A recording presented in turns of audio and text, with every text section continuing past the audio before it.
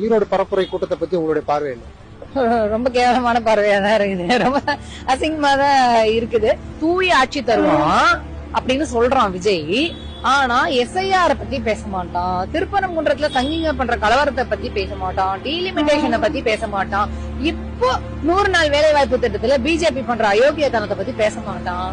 BJP ரிசர்வேஷனுக்கு எதிராக செயல்படுது, மாநில நிதி பகிர்வுக்கு எதிராக செயல்படுது, மாநில உரிமைக்கு எதிராக செயல்படுது, மாநில மொழிக்கு எதிராக செயல்படுது. இத பத்தி எல்லாம் கண்டிக்காம பங்களாக்குள்ள பூந்துன்னு உட்காந்துன்னு இருப்பான். இவன் தூய அரசியல் தருவான்னு நான் நம்பணுமா? களத்துல நின்னு இருக்கிறான், பேசி இருக்கிறான், மக்களோட மக்களா பயணம் பண்ணி இருக்கிறான்னு ஏதாவது ஒண்ணு சொல்லுங்க. இவன் தூயாட்சி தருவான்னு சொல்றதுக்கு 41 பேர் செத்து போயிட்டாங்க. மைக்க போட்டு கேக்குறாங்க, தலை தெறிக்க ஓடுறான். 30 நாள் பங்களா விட்டு வெளியே வரல அவன். இப்ப இவன் தூயாட்சி தருவானாமா? சார், இல்லாதது ஏதாவது ஒண்ணு சொல்ல சொல்லுங்க சார். இது வரைக்கும் பண்ணாதது ஏதாவது சொல்ல சொல்லுங்க சார். பல பிரச்சனைக்கு வாயே திறக்க மாட்டேங்கிறான். இருக்கிற திட்டத்தையே நான் திருப்பி செய்வேன்றான். இவன் தூயாட்சி தருவாங்கிறதுக்கு ஏதாவது ஒரு சொல்லுங்க பிளீஸ். நானுமே கேக்குறேன். ஒரு கல்ட்டு கும்பல உருவாக்கிட்டு இருக்கான் சார்.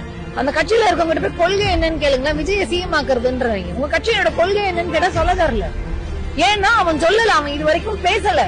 அவன் என்னைக்காதான் அவனுடைய கொள்கையை பத்தி விரிவா பேசியிருக்கானா? அவன் எதுக்கு மேட போடுறான்?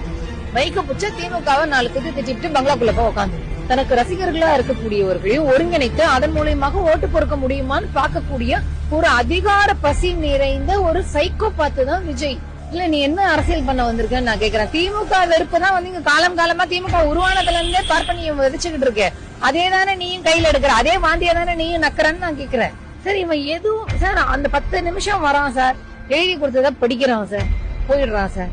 இவன் அரசியல்வாதியான்னு நான் கேக்குறேன். எதுக்குமே கருத்து சொல்ல மாட்டான். உள்ள புந்துன்னு உட்காந்துன்னு இருக்கிறான். கேள்வி கேட்டா என்ன பத்தினா நீங்க ஏன் கேள்வி கேக்குறீங்கன்னு அழுகுறான் மேடையில ஏறி. என்ன ஏன் கேக்குறீங்க, என்ன ஏன் கேக்குறீங்க, நான் இப்படிதான் பேசுவேங்க.